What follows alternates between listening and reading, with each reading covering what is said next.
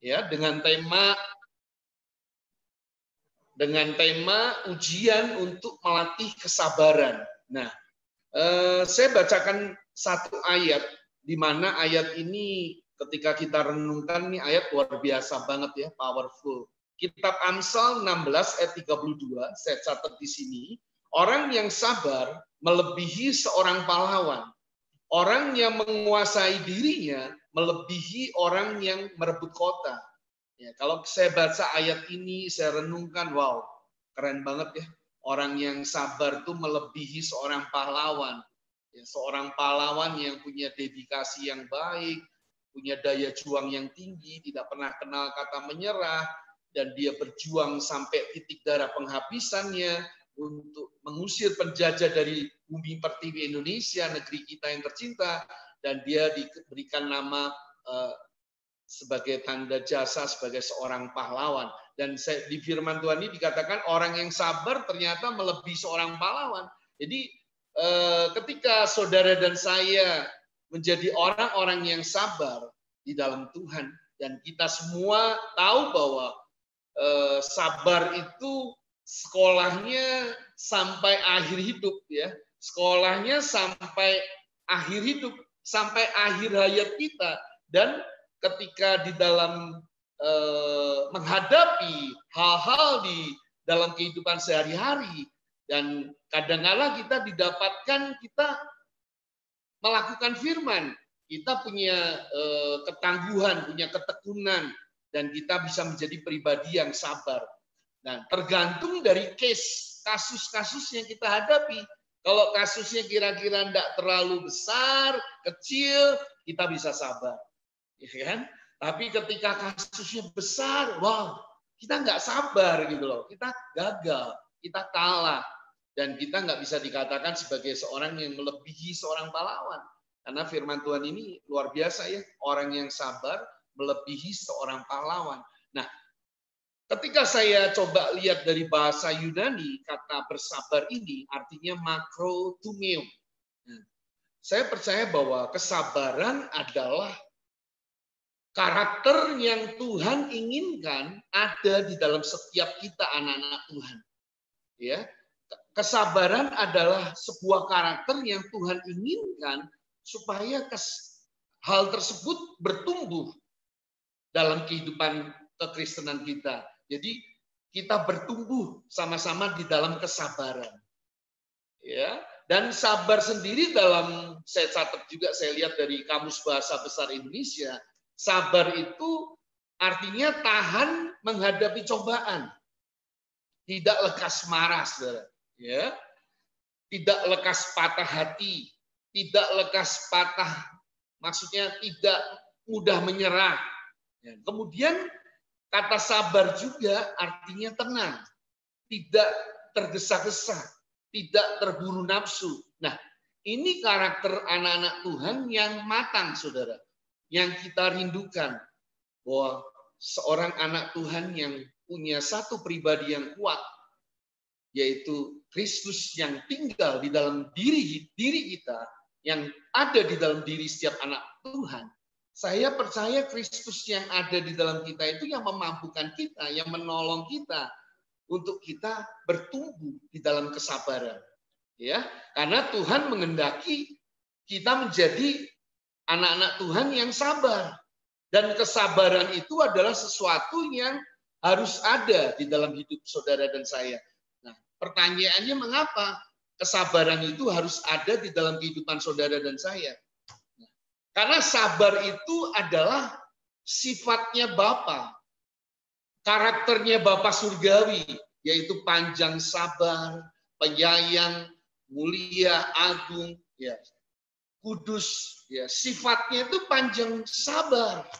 Kalau kita baca, saya nggak bacakan karena waktu, di dalam kitab Keluaran 34 ayat 6, di sana ditemukan bahwa Dia Tuhan, Dia Allah yang panjang sabar. Nah, kalau kita nggak panjang sabar, kita adalah orang yang lekas marah, mudah tersinggung, ya kan? Mudah marah, sering marah-marah, ya. Nah, artinya kita bisa cek bahwa ternyata karakternya Bapa, sifatnya Bapa nggak ada di dalam hidup saya. Ya, sedangkan firman Tuhan katakan ketika engkau terkonek sama Tuhan, ada di dalam Tuhan, tinggal di dalam Tuhan, dan Tuhan tinggal di dalam hidup kita, saya percaya buah-buah roh, yaitu kesabaran itu pasti akan otomatis mengalir dengan sendiri. Ya kan? Ranting nggak perlu berjuang. Ya kan?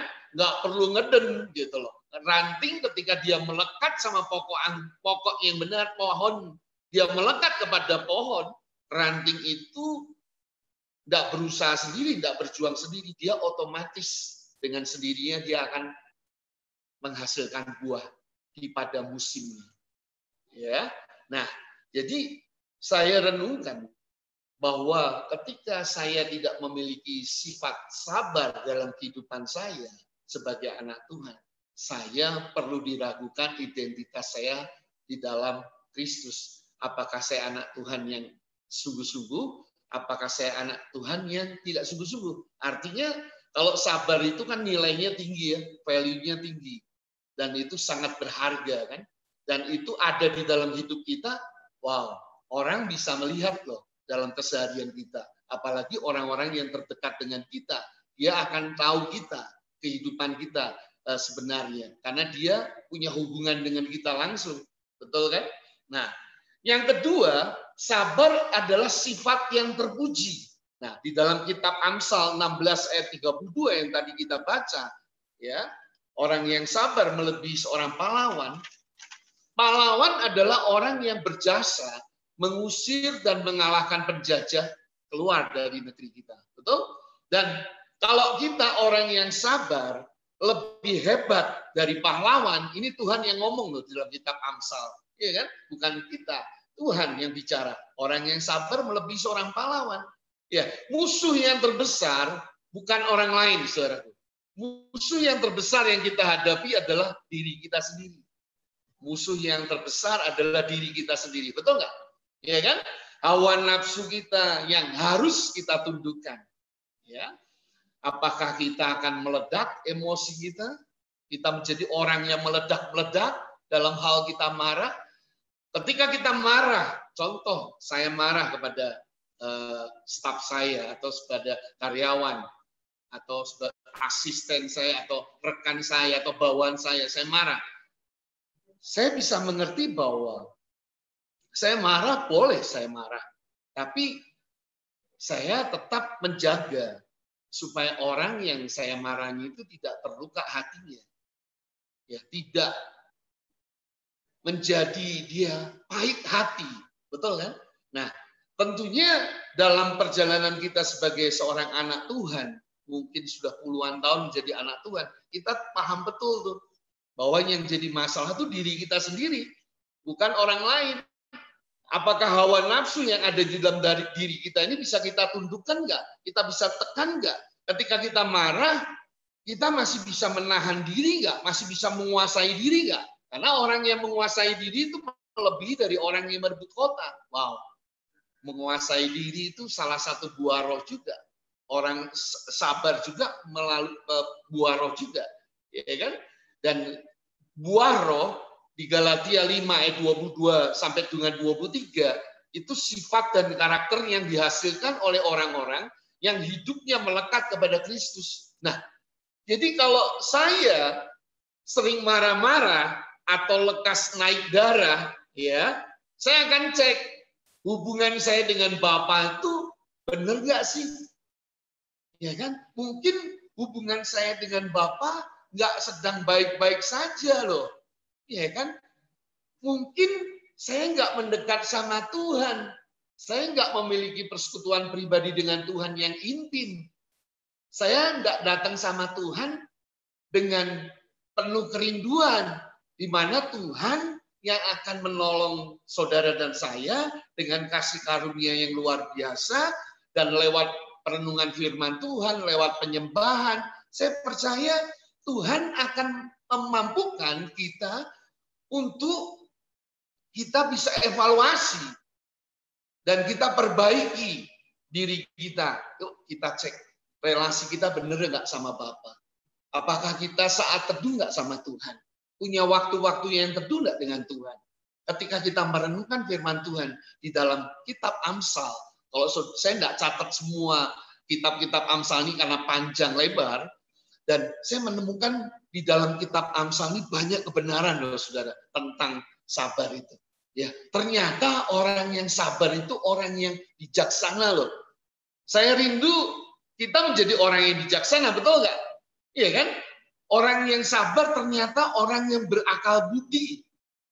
Orang yang sabar ternyata orang yang besar pengertiannya. Orang yang sabar ternyata tidak mau berbantah-bantahan. Ya kan? Dia menghindari berbantah-bantahan. Ternyata orang yang sabar berakal budi. Nah, itu saya temukan di dalam kitab Amsal, kebenaran-kebenaran itu. Dan saya rindu kita sebagai anak Tuhan, buah roh itu mengalir dalam kehidupan kita. Dan saya percaya di dalam Galatia 5 ayat 22 sampai dengan 23, kasih, sukacita, damai sejahtera, dan yang keempat kesabaran. Dan ada yang terakhir penguasaan diri. Saya percaya bahwa orang yang mengizinkan Roh Kudus berkarya, berproses dalam kehidupannya, saya percaya buah roh itu akan otomatis lahir dalam kehidupan kita sebagai anak Tuhan. Ketika kita mengakui kesalahan kita sama Tuhan, Tuhan, hari ini saya malu sama Tuhan, tapi saya mau jujur sama Tuhan. Saya mau jujur sama diri saya sendiri bahwa saya kok tadi mudah tersinggung ya. Saya kok tadi marah. Saya lupa untuk saya menahan diri, menguasai diri, untuk saya belajar untuk bersabar. Saya tidak mau marah-marah Tuhan. Kalau marah pun harus jelas alasannya apa. Kalau marah pun harus jelas sebabnya apa. Dan saya belajar untuk supaya saya nggak keluar dari prinsip-prinsip firman Tuhan. Sehingga saya memberikan batu sandungan buat orang-orang yang belum percaya kepada Kristus. Nah, saudaraku yang dikasihi Tuhan, secara cepat di dalam Ibrani 6 ayat 12, agar kamu jangan menjadi lamban, tetapi menjadi penurut-penurut mereka yang oleh iman dan kesabaran mendapat bagian dalam apa yang dijanjikan oleh Tuhan. Ya, saudara, mereka yang oleh iman dan kesabaran mendapat bagian dalam apa yang dijanjikan oleh Tuhan. Ya, saya yakin kalau saudara dan saya ingin menerima janji Tuhan, kita harus punya iman, betul? Tetapi selain iman, ada satu unsur yang Alkitab katakan, yaitu kesabaran. Nah, orang yang sungguh-sungguh beriman sama Tuhan, pasti dia akan sabar. Jadi orang yang sabar akan menunjukkan bahwa dia adalah orang yang beriman. Nah, di dalam kitab Ibrani 6 ayat 12 yang tadi saya bacakan, ya, ketika saya baca di ayat 15, saya temukan tentang Abraham. Abraham menanti dengan sabar. Dan dengan demikian ia memperoleh apa yang dijanjikan kepadanya. Nah, sabar yang harus perlu kita perhatikan sebagai anak Tuhan di poin yang pertama ini. Ketika saudara dan saya mau mengalami kebahagiaan yang sejati di dalam Kristus, ada aspek yang sabar di dalam menantikan waktunya Tuhan. Ya, ini poin yang pertama. Saya dan saudara belajar sabar menantikan waktunya Tuhan, janjinya Tuhan digenapi dalam kehidupan kita sebagai orang percaya. Ketika kita belajar dari seorang yang bernama Abraham, dia disebut sebagai bapak orang beriman, ya. Dan kita sama-sama tahu ceritanya, dia menunggu di usia yang 75 tahun. Dia menunggu selama 25 tahun. Dan di usianya 100 tahun, dia mendapatkan apa yang Tuhan janjikan atas hidupnya. Yaitu dia memperoleh Ishak, janji yang Tuhan genapi dalam kehidupannya. Wow. Dan dia memperoleh apa yang dijanjikan oleh Tuhan. Nah, ketika saya renungkan sebagai seorang anak Tuhan, sebagai seorang hamba Tuhan, ada waktu tunggu, ada waktu ruang tunggu yang begitu lama menurut ukuran manusia. Ya, Orang kalau menunggu itu, ya nunggu 1-2 jam aja sudah capek loh, ya kan? Rasanya lama banget gitu ya. Kita udah nggak sabar nunggu orang 1-2 jam gitu kan? Pernah ya saudara nunggu orang sampai 1-2 jam gitu, ya kan? Rasanya nggak sabar gitu. Ya. Tapi saya tahu bahwa Abraham nunggu selama 25 tahun. Lama bener loh. Ya kan? Dan kalau kita renungkan dalam kehidupan kita selama 2 tahun ini sebagai anak Tuhan, di mana kita sama-sama menghadapi masa pandemi, COVID, dan sudah 2 tahun, di April ini, 2 tahun jalan, seringkali dalam perjalanan selama 2 tahun ini, kita pun pasti bertanya-tanya sama Tuhan. Tuhan, kapan COVID berakhir?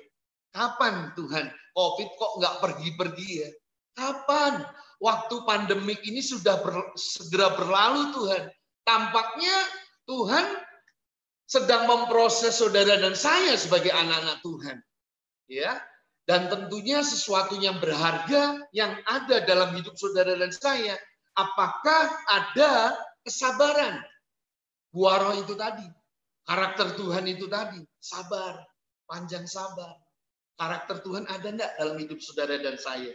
Nah, kita sama-sama tahu bahwa Pengkhotbah 3 ayat 11 dikatakan di sana, saya tulis, Tuhan membuat segala sesuatu indah pada waktunya. Wow, saudara, dalam perjalanan hidup saudara dan saya, kita mau belajar sabar, menantikan waktunya Tuhan. Saya percaya waktu Tuhan adalah waktu yang terbaik buat saudara dan saya. Bukan waktu kita. Waktu Tuhan adalah yang terbaik buat saudara dan saya. Kita sabar menantikan waktunya Tuhan. Karena kita mengerti bahwa Tuhan tidak pernah tergesa-gesa. Kalau Tuhan izinkan semua terjadi dalam hidup kita, bahkan sampai 2 tahun, pasti ada rencana Tuhan. Pasti ada tujuan Tuhan. Ketika kita diproses, saya percaya Tuhan rindu loh anak-anak Tuhan memiliki karakter sabar. Karakter yang tekun, karakter yang walaupun ada di dalam berbagai pencobaan, tapi dia tetap mau berjuang, tidak pernah mau menyerah. Dia tetap belajar untuk sabar. Karena Bapa tidak pernah tergesa-gesa.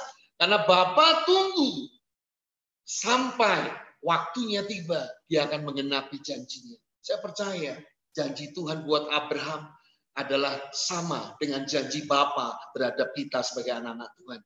Dan kita diperlukan hanya iman dan sabar. Saya percaya sabar yang kedua secara cepat adalah sabar dalam kesesakan.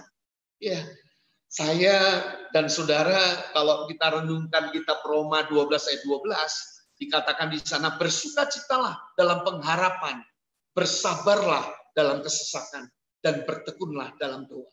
Saudara, arti kata bersabar dalam kesesakan artinya apa? Tidak cepat berputus asa dalam kesukaran. Saudara, kita bisa cek ketika kita mengalami kesulitan, kesukaran, persoalan apapun yang ada di dalam hidup saudara dan saya. Satu hal bahwa ketika kita mau bersabar di dalam kesesakan, kita sedang mengerjakan kebenaran firman Tuhan. Ketika kita bersukacita di dalam sebuah pengharapan, walaupun kita belum mengerti apa yang akan terjadi di depan sana, tapi ketika kita tetap sabar melewati masa-masa yang sulit, masa-masa yang sukar dalam kesesakan dalam hidup kita, dan kita tetap mau bertekun di dalam doa, karena kita tidak berhenti di dalam doa, itu tandanya kita nggak akan pernah menyerah, karena kita tetap berdoa, walaupun kita masih ada di dalam kondisi yang sulit, kondisi yang sukar, ada di dalam kesesakan. Saudaraku, di sabar di dalam kesesakan ini saya mengalami sebagai seorang yang bekerja di industri tekstil. Ketika mengalami sebuah persoalan di dalam produksi, itu saya belajar sesuatu bahwa saya tidak bisa mengandalkan jam terbang saya, kemampuan saya, keahlian saya, bahkan sampai puluhan tahun. Saya harus mengandalkan Tuhan. Tapi ketika Tuhan izinkan saya melewati masa sulit, saya ada di dalam kesesakan, saya nangis sama Tuhan. Tuhan, bagaimana caranya saya menangani kasus dalam produksi ini? Bagaimana caranya supaya kualitas ini baik, supaya tidak menjadi masalah, sehingga kami bisa berproses produksi lebih lanjut lagi, dan order-order bisa ditangani dengan lebih baik, sehingga delivery-nya bisa tepat pada waktunya. Karena ini order ekspor Tuhan, buyer ekspor. Saya tidak bisa Tuhan tanpa Tuhan. Ketika saya diizinkan Tuhan mengalami kesesakan, saya berdoa lebih tekun lagi, lebih sungguh-sungguh lagi, percaya, berharap, pasti Tuhan campur tangan, pasti Tuhan intervensi. Emas pun diproses untuk menghasilkan yang murni setelah dia tahan uji. Dan Celsius, panasnya di industri tekstil nggak ada yang 1060 derajat lebih, sehingga kotoran-kotoran yang ada di dalam emas tersebut akan hilang, akan terpisah dengan sendirinya. Yang bukan emas akan terpisah dengan sendirinya. Dan emas murni itu akan dihasilkan. Dan saya sadar, di dalam sabar, di dalam kesesakan, saya selalu ingat akan tokoh yang namanya Ayub. Kalau saudara baca kitab Ayub dari awal sampai akhir, Ayub adalah seorang yang saleh, seorang yang jujur, seorang yang menjauhi kejahatan. Dia orang yang takut akan Tuhan. Dia orang yang mencintai Tuhan. Bahkan saya baca di Alkitab, dia orang yang dipuji oleh Tuhan di depan si jahat. Dia orang yang dipuji oleh Tuhan di depan si jahat. Dan dia orang yang punya kualitas yang luar biasa. Dan ketika dia mengalami sakit demikian luar biasa, dia mengalami penderitaan yang luar biasa, ya ada di dalam kesesakan yang luar biasa. Anak yang 7 cewek meninggal semua. Anak yang cowok 3 orang meninggal semua. 10 meninggal semua. Kan, saudara? Di dalam sebuah bencana. Ya kan? Di dalam sebuah musibah, sebuah bencana. Itu meninggal semua. 1 meninggal aja kita udah, waduh, sedihnya minta ampun, hancur hati kita. Mungkin marah sama Tuhan dan lain sebagainya. Kecewa dan lain sebagainya. Mungkin tinggalkan Tuhan dan tidak Tuhan-Tuhanan lagi. Ya kan? Tapi Ayub tetap, walaupun dia dihujat sama teman-temannya, walaupun dia dilecehkan sekalipun, walaupun dia dihujat sama istrinya, disuruh mengutuki Allah, tapi dia tetap belajar untuk sabar di dalam kesesakan ini, di dalam penderitaan yang luar biasa. Tapi setelah saudara baca, setelah Ayub mengalami proses yang luar biasa, dan dia teruji, dia punya ujian yang berhasil, dia menghadapi ujian yang berhasil, artinya dia lulus, dan di ayat-ayat terakhir, dia akan mendapatkan berkat Bapa yang luar biasa, lebih daripada yang sebelumnya. Dia mendapatkan keturunan yang luar biasa, walaupun jumlahnya sama lagi 10 anak, ya kan? Materinya luar biasa. Dan saya lihat berkat Tuhan itu luar biasa dalam kehidupan Ayub. Dan saya belajar 2 poin ini, saudara, sebagai seorang anak Tuhan. Yuk, kita sebagai anak Tuhan di masa-masa yang sulit, masa-masa COVID ini, yang sebentar lagi mungkin 6 bulan ke depan, kita berdoa sama-sama supaya kita menjadi endemik. Dan kita mau, ada 2 hal yang hari ini saya mau ingatkan sebagai anak Tuhan. Sabar, yuk kita menantikan waktu Tuhan.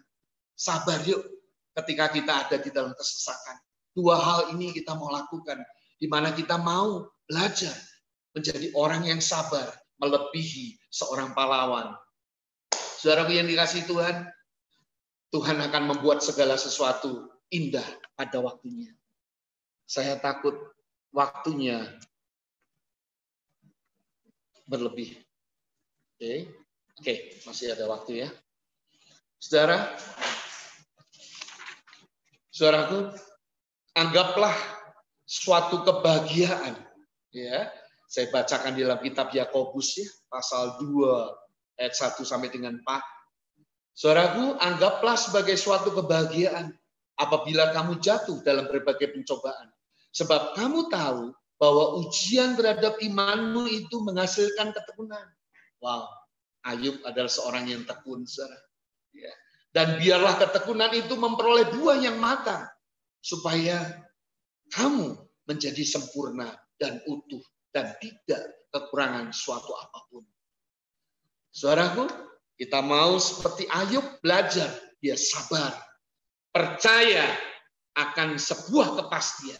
Ya, seperti halnya petani, dia menabur benih, ya, dia akan menuai di musim yang panen. Di musim yang panen, dia akan menuai. Walaupun dia melewati berbagai musim, tapi dia akan mengalami panen di dalam musim panen. Saudaraku, saudara dan saya boleh mengalami kesesakan, kesukaran, kesulitan, bahkan menghadapi pencobaan. Tapi Tuhan mau, anggaplah itu sebuah kebahagiaan, di mana saudara dan saya diproses untuk supaya karakter ilahi, karakter Kristus itu nyata, jelas, nampak dalam kehidupan saudara dan saya. Karena saudara dan saya dipanggil sebagai pemenang, bukan pecundang. Saudara dan saya dipanggil untuk menjadi anak-anak Tuhan yang melakukan pekerjaan yang baik. Tentunya Tuhan sangat konsen mengutamakan karakter jauh lebih penting daripada karisma. Karakter jauh lebih penting daripada berkat-berkat Bapa secara materi. Karakter lebih penting karena Bapa rindu kita bertumbuh serupa dengan Kristus. Karena goal yang kita akan capai sebagai anak Tuhan, bertumbuh ke arah Kristus. Serupa dengan Kristus. Goalnya adalah serupa dengan Kristus. Karakter Kristus ada dalam hidup saudara dan saya. Ketika karakter Tuhan ada, karakter Kristus, karakter ilahi ada dalam hidup saudara dan saya percaya saudara pun akan mengalami berkat Tuhan yang luar biasa. Dan saya dan saudara dipersiapkan menjadi anak-anak Tuhan yang akan menjadi berkat yang luar biasa. Ketika Ayub mengalami kesesakan, dia tetap memuji Tuhan. Tuhan yang memberi, Tuhan yang mengambil. Terpujilah nama Tuhan. Saya percaya apapun kondisi kita hari-hari ini, tapi ada kasih karunia Tuhan yang menyertai perjalanan hidupmu ke depan bersama-sama dengan dia. Apapun musim kehidupan saudara dan saya, dia tetap Bapa yang ada bersama-sama dengan kita. Amin. Bapa di dalam surga, aku berdoa buat anak-anakmu Tuhan, teman-teman hambamu di dalam persekutuan doa, Pola dan Suri. Tuhan berkati mereka. Kalau sebentar mereka juga akan makan siang. Tuhan, Engkau yang memberkati mereka satu persatu. Kami percaya Tuhan, kasih karunia Tuhan menyertai perjalanan hidup mereka ke depan. Mereka bertumbuh dan mereka mencapai goal yang tertinggi sesuai dengan desain Tuhan. Di mana karakter Bapa di surgawi, khususnya pada siang hari ini tentang kesabaran, itu ada dalam hidup anak-anakmu. Yaitu buah roh yang ada, lahir dalam kehidupan anak-anakmu. Berkati kehidupan mereka sehari-hari bersama dengan keluarganya masing-masing. Berkati apapun yang mereka kerjakan, Tuhan buat berhasil. Bahkan perusahaan Suri dan Pola, Mas, Tuhan berkati. Baik di masa yang sulit, tapi kami melihat ada titik terang, ada hal yang baik daripada 2 tahun yang lalu. Sehingga produksi bisa berjalan dengan baik, order-order bisa diselesaikan dengan baik, tepat pada waktunya, dan boleh menghasilkan mutu yang baik untuk kemuliaan bagi nama Tuhan, dan memberkati para pelanggan, customer, buyer, agent trading yang ada dengan perusahaan kami. Terima kasih Bapak. Kami berdoa buat setiap owner, setiap direksi dari PT Suri dan Pola. Berkati supaya kebajikan dan kemurahan Bapa senantiasa mengikuti setiap mereka. Kami percaya Tuhan, Engkau yang memberkati produksinya, Engkau yang memberkati pemasarannya, Engkau yang memberkati cash flow-nya. Tuhan berkati semuanya. Biar sungguh perusahaan Suri dan Pola ini akan menjadi perusahaan yang luar biasa dan memberkati banyak orang dan memuliakan nama Bapa di surga. Terima kasih Bapa, hanya di dalam nama Yesus kami sudah berdoa dan mengucap syukur. Haleluya. Amin. Thank you. Terima kasih banyak Pak Kami untuk firman-Nya yang dibagikan gitu, biar kita semua boleh lebih sabar di dalam menghadapi prosesnya Tuhan, menantikan Tuhan, karena Tuhan pasti menyertai kita dan Dia punya rancangan yang terbaik. Amin. Amin. Yes. Amin. Thank you. Oke, sekian persekutuan kita siang hari ini. Selamat berlibur buat semuanya. Nanti kita ketemu lagi setelah liburan. Nanti tunggu pengumumannya di grup aja ya. Oke, selamat beraktivitas kembali. Sampai jumpa lagi. Semangat. Tuhan memberkati. Thank you, Pak. Thank you. Terima kasih, Fani. Terima kasih semua teman-teman yang saya nggak sebutkan satu persatu. Terima kasih banyak buat siang hari ini ya. Tuhan memberkati kita semua. Selamat berlibur. Selamat berlibur. Thank you. Selamat makan siang juga ya. Bye. God bless you. Bye.